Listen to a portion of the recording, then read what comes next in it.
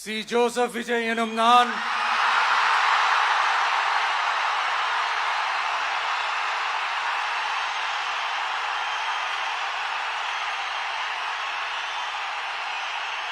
சட்டப்படி அமைக்கப்பெற்ற இந்திய அரசியல் அமைப்பின்பால் உண்மையான நம்பிக்கையும் மாறா பற்றும் கொண்டிருப்பேன் என்றும் இந்திய நாட்டின் ஒப்பில்லாத முழு முதல் ஆட்சியையும் ஒருமையையும் நிலை நிறுத்துவேன் என்றும்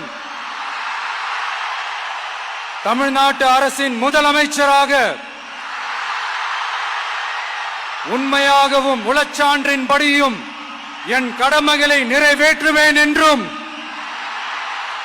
அரசியல் அமைப்பிற்கும் சட்டத்திற்கும் இணங்க அச்சமும் ஒருதலை சார்பும் இன்றி விருப்பு வெறுப்பை விலக்கி பலதரப்பட்ட மக்கள் அனைவருக்கும் நேர்மையானதை செய்வேன் என்றும் ஆண்டவன் மீது ஆணையிட்டு உறுதிமொழிகிறேன்.